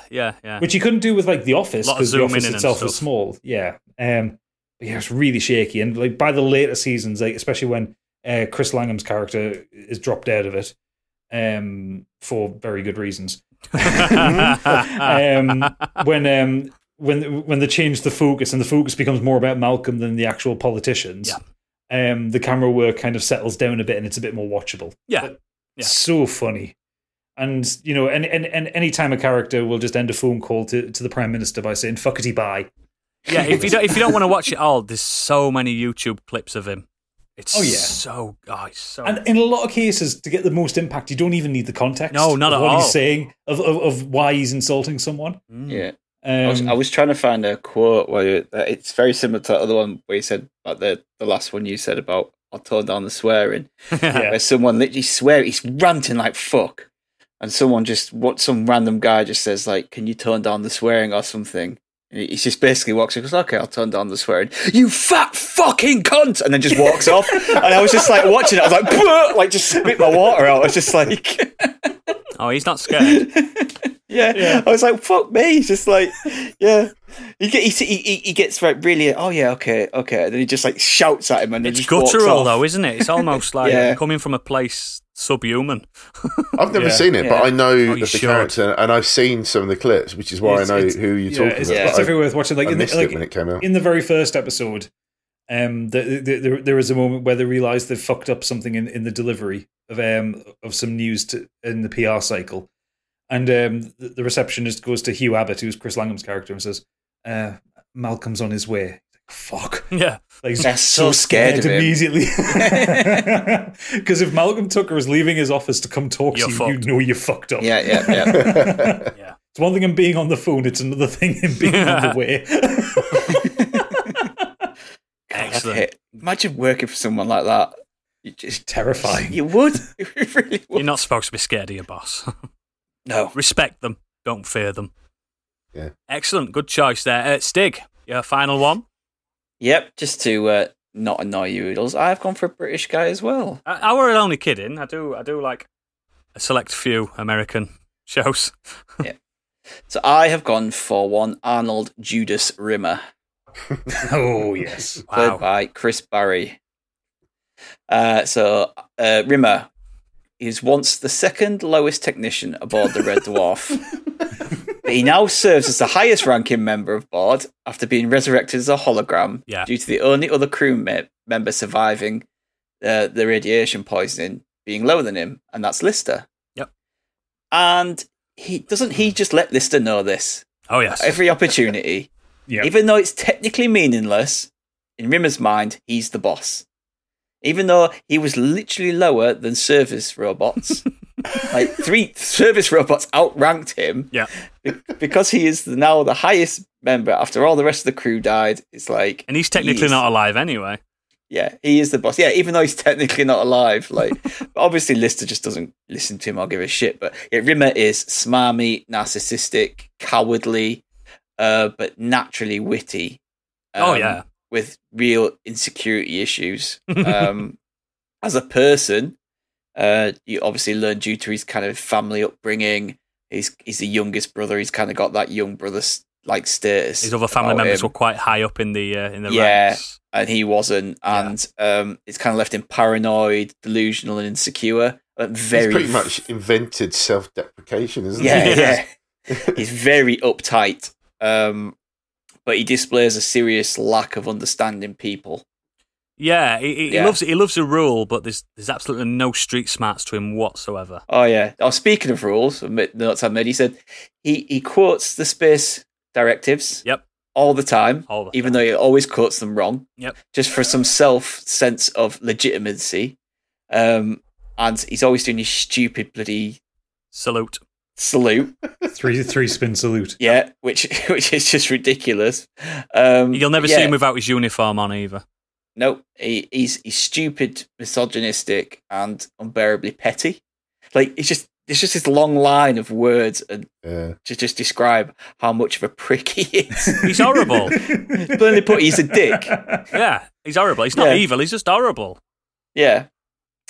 He's always putting Lister, Crichton, and the cat down due to his superiority complex. Despite his own failings, he seems to blame everyone. He's upbringing all Lister. Like, it's everyone else's fault. It's not his fault. Yep. But his insults, they're still really funny and clever. And I don't feel like... I mean, sometimes they are, but they're not really mean-spirited to the point where he's, like, being a complete horrible person. He's just being a smarmy fucker. Yeah. Like they tread a really good line with him, where like you can laugh at his insults. I think as episodes go on, he appreciates the fact that he's got someone to talk to. Yeah, I was gonna say because other than Holly, the robot. Yeah, despite all this, like he and Lister have this weird unspoken bond. Yeah, like they are best friends, but they're not. Yeah. They would never admit it to each other, but they are. They're the two people who need each other the most, because if you don't know, the reason that Rimmer exists is because the computer decided to revive Rimmer because he was the person who spoke to Lister the most. Yes. Because they lived together as they being the shared a two bunk, didn't they? lowest ranking people on the ship. But that's the kind of I think he actually cares for Lister and their friendship, and that's like the human side that kind of redeems him a little from being an enjoyable jerk, not just like a complete bastard that you dislike. Yeah. He has redeeming, especially later on, before the reboot. He has a lot of redemption as a character. Yeah, a lot. And but even in the reboot, he can't get past that. Like, he has to be the top dog in that group, and he can't get past anything. And there's an episode in season 12 where he's dimensional hopping. Yeah. He's trying to find the perfect life. And he comes across one where he has everything he's ever wanted. He has the perfect family, perfect wife, the perfect job. This is Rimmer's perfect life. But he doesn't stay there purely because Lister is the captain. Yeah. He can't cope with it. He cannot cope with the fact that Lister outranks him, despite the fact that everything else in that universe is perfect for him, and it's the life he always wanted. And Lister's not even a wanker to him or anything. He's just he would rather go back and sit with the three of them in our dimension that we know, sitting there and playing cards with them, because he just cannot face the fact that he doesn't outrank Lister, and that's because that's how much of a bellend he is. That's his driving force. Yeah. He's driving forces. He always wants to be number one, and win that group of four. He is technically the highest ranked, and he would rather have a shitty life just to be the highest ranked person, because he just. I always enjoy the episodes where they get to take Rimmer out of his own head and get to play with a different part of his personality. Yeah, I do. Yeah. In series 3, the very first polymorph episode, where the emotional vampire creature takes away his anger. Yeah. And he becomes like a peace-loving hippie. and they've all had some part of their personality taken, and they're trying to sort of, we need to stop this creature, we need to destroy this. And he's sat there, he's got a little goatee beard and glasses on. That's it, yeah. And he says, what we need to do is hit it really hard and really fast with a leafleting campaign. Yeah. Saying, interdimensional creatures, no thanks, and stuff like that. Or I think there's 2 episodes in total with Ace Rimmer. Ace Rimmer. Which is the alternate universe version of him, where he's incredibly successful. For breakfast. Exactly, yeah. And just that he walks through a corridor, and everyone's going, "What a guy!" Yeah, he's the man. And no one has ever delivered alphabeti spaghetti better than him. Yeah. They play on his insecurities and stuff loads, don't they? Like that episode where he's dressed in the little schoolgirl outfit. He's like, Rimmer's not here anymore. Yeah. Was Mr. Flibble, wasn't it? Mr. Flibble's angry with you. Yeah. Freaked me out as a kid, that episode. Such a good pick. Really good pick. Oh, yeah. Rimmer's amazing, and he is probably the definition of a jerk or a bastard, because he just is. There's nothing nasty about him. He's just a dickhead. Yeah. He's not malicious with anything he does. Oh, no. It's not his fault. It's just who he is. He's born that way. It's false. It's just born from his superiority complex. Yeah. That's what it is. He has to be in charge and the man, and he can't deal with the only person around him is a slob. Yeah, who just doesn't give a shit. Yeah. in the first episode with Ace Rimmer, there is a really good moment where Lister's talking with the Ace version of Rimmer, and he's saying Rimmer's only the way he is because he didn't get any of the breaks in school. And he's like, no, in my universe, I didn't get the breaks. The one here, he got all the fancy schools, he got the good grades and that. The reason why Ace Rimmer is so good is because he failed as a child. Yeah, and that was the issue. And worked to get where he is.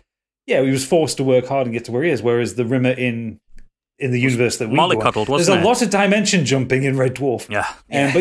But he had all of the advantages. He had the good schools. He had the rich parents. He had all the everything pure middle class. Forward. Yeah, and he squandered it all to be a petty, arrogant cunt. Oh, we've said that word a lot today, haven't we? Ooh. Yeah. To be fair, you can't not say it when you're quoting Malcolm Tubby. Yeah, that's true. Excellent, great choice. It's almost at the top pick of our bunch until you hear my final choice.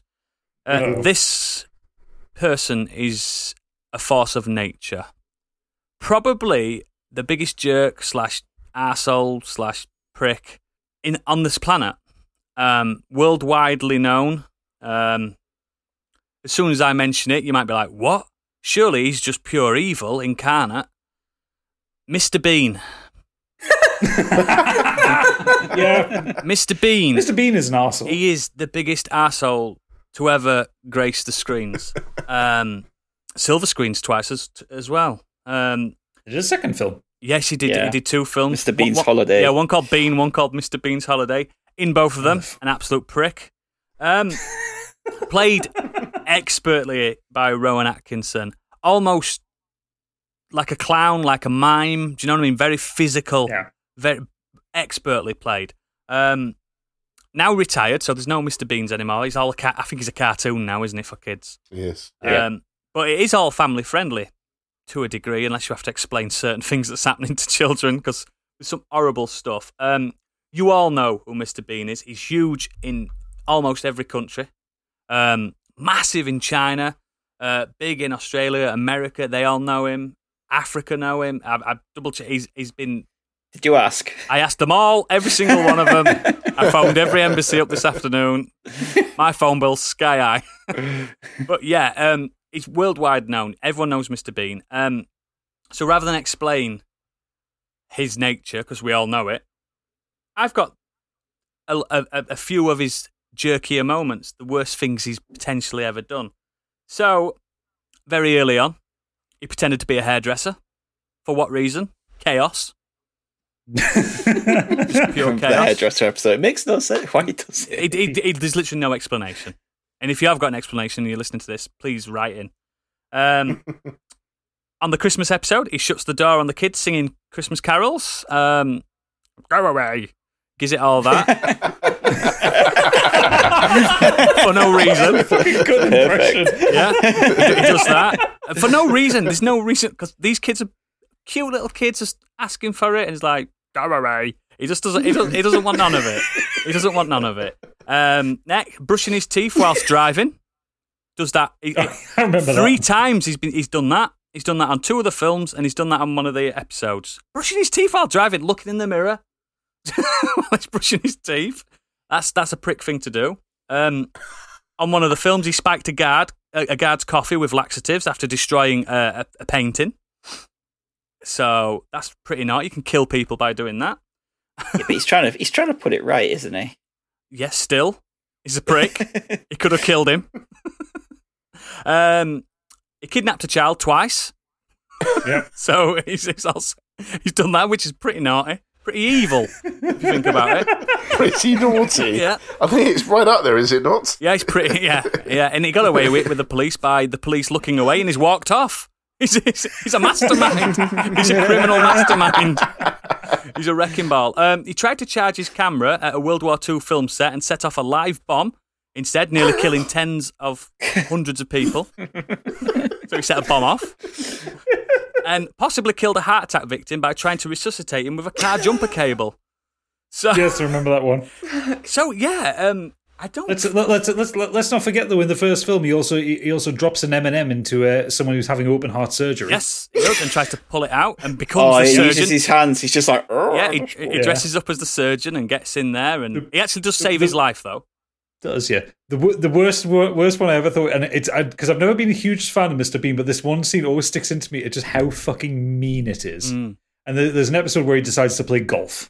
Oh god! Oh yeah. And it's when he buggers up a shot at the very beginning of his time playing golf, and someone says you've got to keep playing forward. Mm-hmm. You can't take your ball back and start again. So everywhere the ball lands, he just hits it from where it lands. And there's one point there's a mum and a kid at an ice cream van, and she gives the ice cream to the kid, and his ball lands on the ice cream. So Mr. Bean runs up where the kid's holding this ice cream cone. He hits the ball, obviously whacks the top off the ice cream. Yep. The mum then turns around and says, "You've eaten that so quickly, you're not getting any more." And the poor kid's dragged off. Yep. I thought that's the most horrible He's an horrible thing. bastard. He's an horrible bastard. But there's a conspiracy theory going about that a lot of people believe Mr. Bean to be Lucifer, the fallen angel, Satan himself. So at the beginning of each episode, you see him getting kicked out of heaven by the bright light, landing on Earth. And yeah, so maybe I did cheat. Maybe he's not just a jerk. Maybe he is pure evil. So maybe I did. No, he is a jerk. The one thing that I thought about, obviously, was first was the hairdressing episode. I don't know why he's there. Where he just cuts that kid's hair for no reason, just puts some shaves through it, and then the second one was the one where he goes on a date in the cinema. Oh, he's horrible. And he comes back with some popcorn. And he's got this bag of popcorn. He's got this big bag of popcorn, and he reaches in and he passes over this tiny little one over to his date, and then he takes a bit out of it, and eats it, and then she tries to take some out of his, and he slaps her hand away. Well, that's his reoccurring girlfriend that turns up on the Christmas episode. And because he doesn't want to share his drink, he's got it hidden under his t-shirt. So he keeps going for this straw under his jumper. Sorry, because he doesn't want to share his drink with his date. Yeah, he's horrible. And the time when he buys an armchair and he doesn't want to pay for delivery, so he puts it on top of his Mini and drives it. All the amount of Reliant Robin drivers that he nearly kills because he just randomly knocks them off the road. Yeah, they always turn on the side. Don't they? That's a great joke, to be honest. Yeah. Didn't he headbutt the monarchy? I did, yes. He did, by accident. Well, he nearly killed his landlord when he was decorating by putting a firecracker in a paint can. Yeah. And also, I believe he got a turkey stuck on his head before Friends did. Yes. So several years before, in fact. They copied that, and that's why Friends is bad. But yeah, and as a lesson to learn from modern escapism this week, Friends is bad. So yeah, I just think Mr. Bean is the ultimate, the epitome of just being a jerk. Like I said, the conspiracies might be true. He might be Satan himself. But who knows? He's retired now. Maybe he's gone back to hell, where he belongs. But yeah, Mr. Bean. So that's us with our jerks. But I believe there's a big jerky sack right under your desk there. Catch it. Nice segue. Shake that jerky sack. Fucking hell. You've been waiting the whole recording to say that, haven't you? Okay, so in the mailbag this week, starting off with Wayne Her, the last ginger. Last ginger. How are we saying it? Ginger. For context, the biggest jerk was on my TV. It's a joke at Biggie, and he posted a picture of Biggie in his cloud getup from the Final Fantasy VII stream.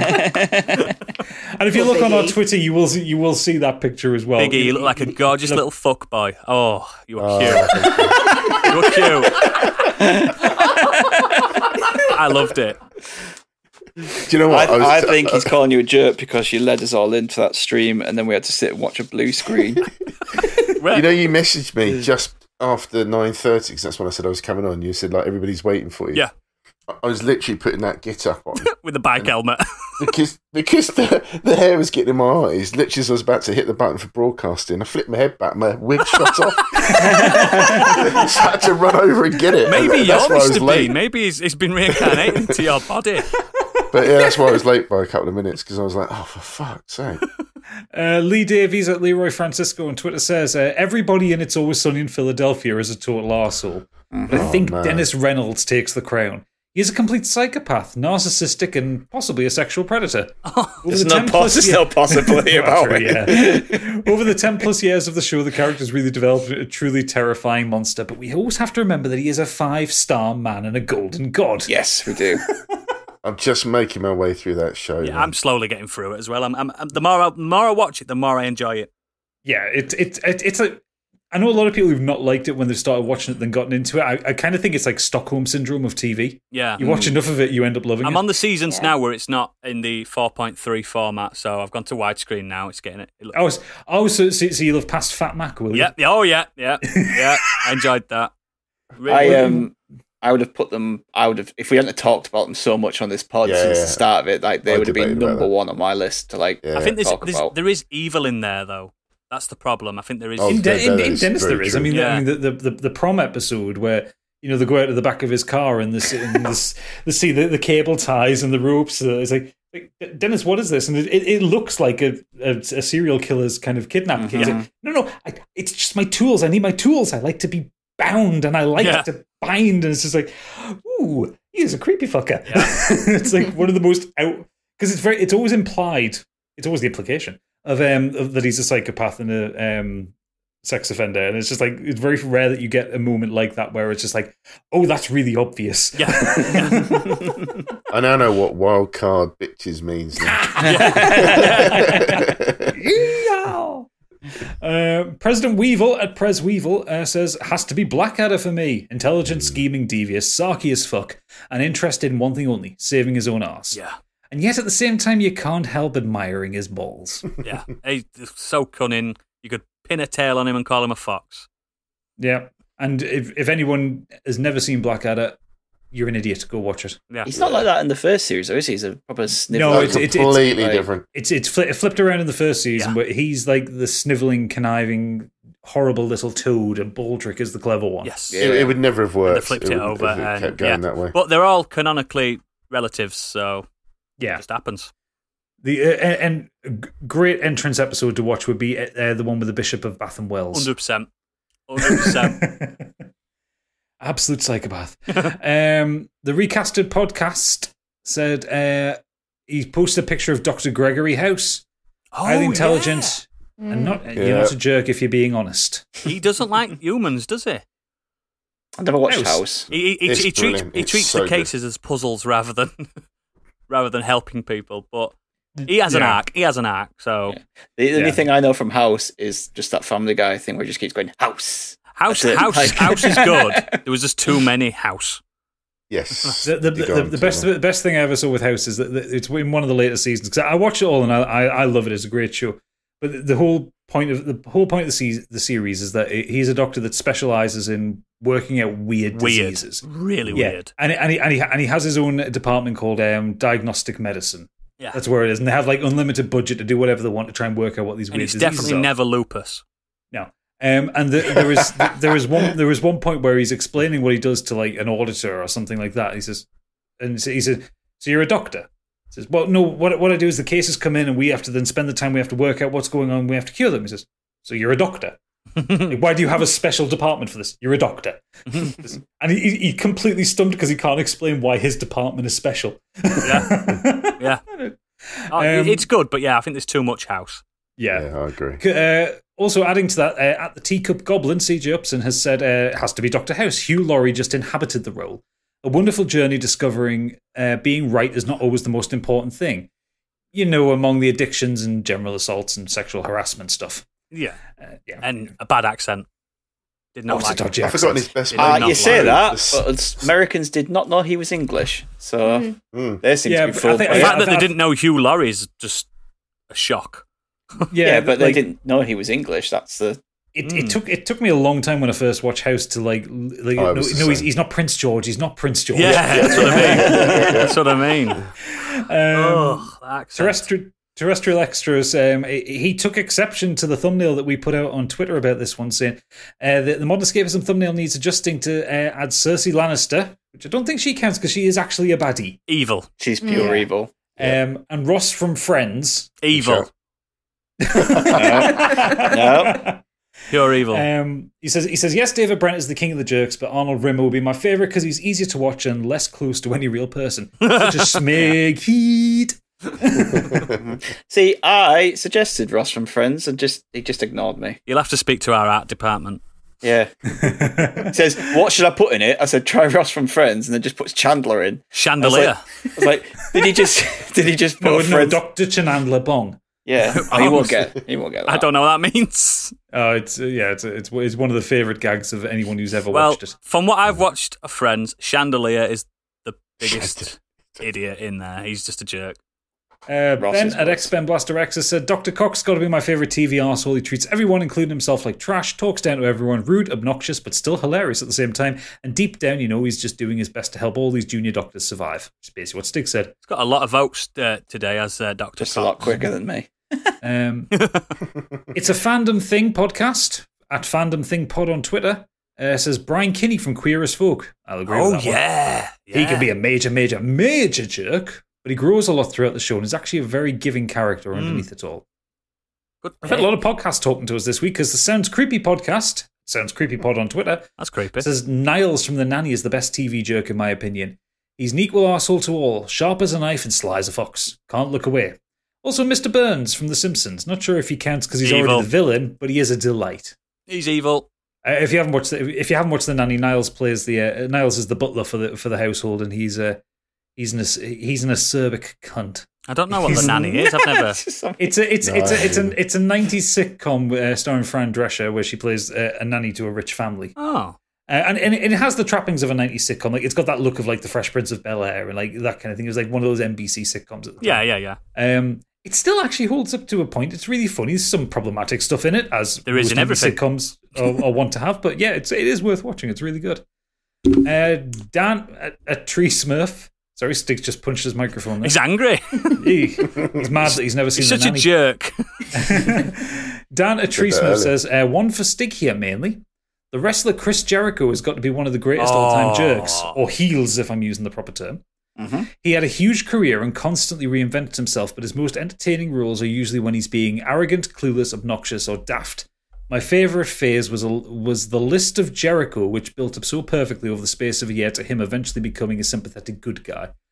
Stick, elucidate for us, what is the list of Jericho?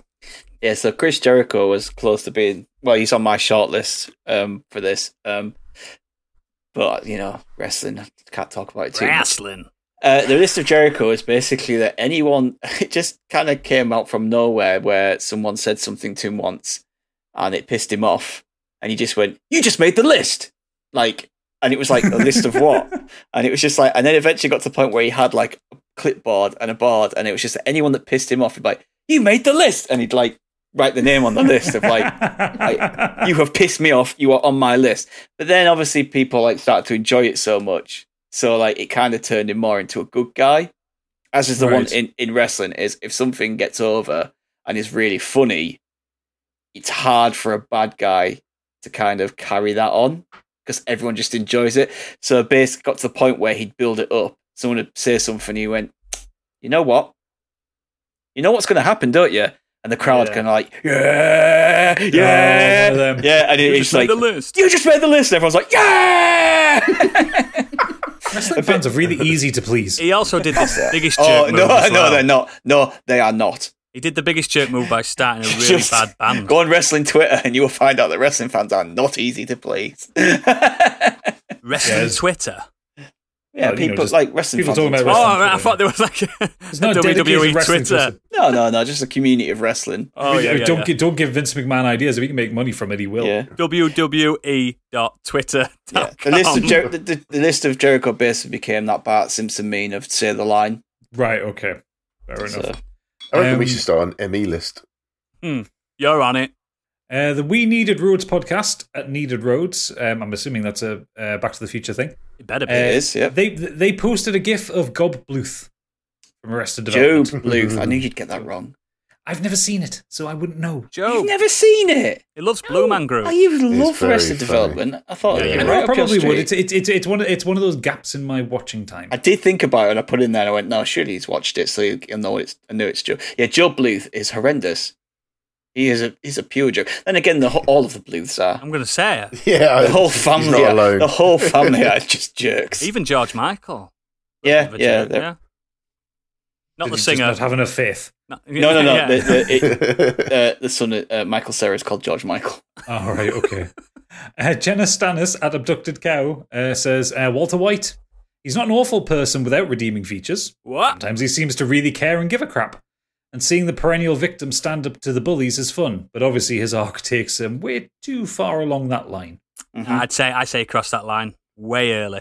I've said this before. I was sympathetic to him first time round. Not all by the end, no. But when I watched it the second time round, I was like, yeah, I viewed him very differently second time. Yeah, round. we've had this discussion. I genuinely think he's just a baddie.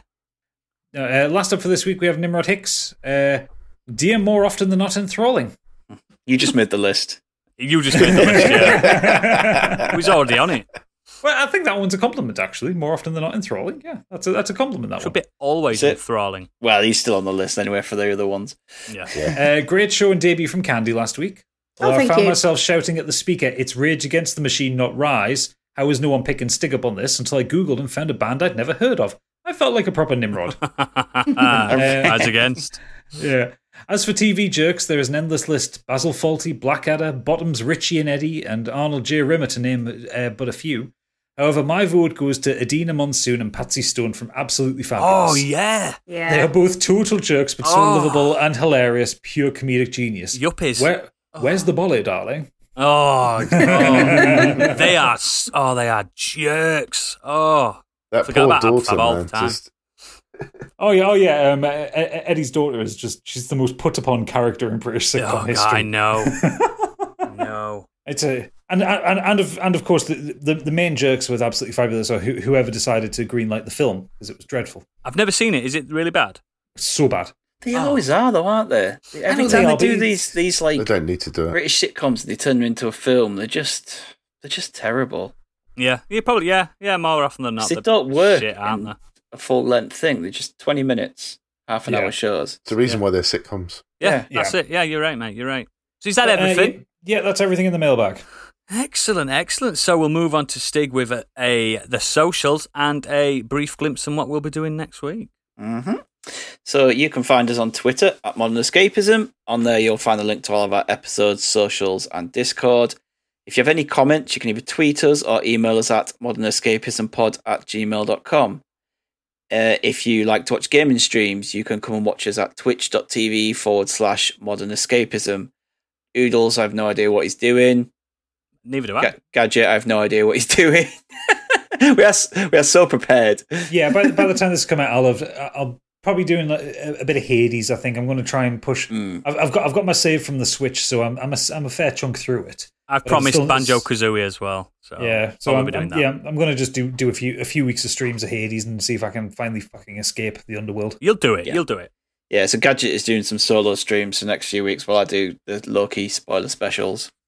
Record them. And then, as ever, Big E will be carrying on his Dark Souls stream.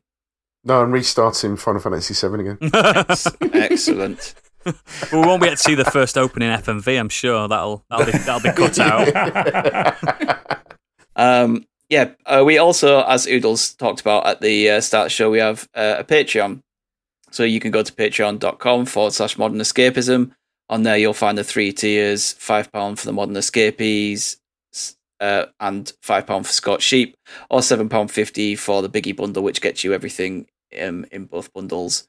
Tomorrow, as this goes out, our second episode of Scorched Sheep will be out for non-Patreons. Yeah. And next week, we are going to talk about failed tech that we loved. I'm so looking forward to this. Oh yeah, me too. This is going to be so good. I already have the 2 things in mind that I want to talk about. So so anything from Nintendo 64, years gone by that some tech that you loved that just fell on its ass and never took off. Let us know what you loved about it. And as ever, leave us those 5-star reviews on Apple Podcasts or wherever you listen to us. If you don't, you make the list. Yes. Yeah. Thank you very much. If you don't do all that Stig's asked, you're a jerk. Basically, yeah. So thank you for listening. If you're a patron, keep listening. But for everyone else, in my opinion, we don't devote nearly enough scientific research to finding a cure for jerks. Thank you and good night.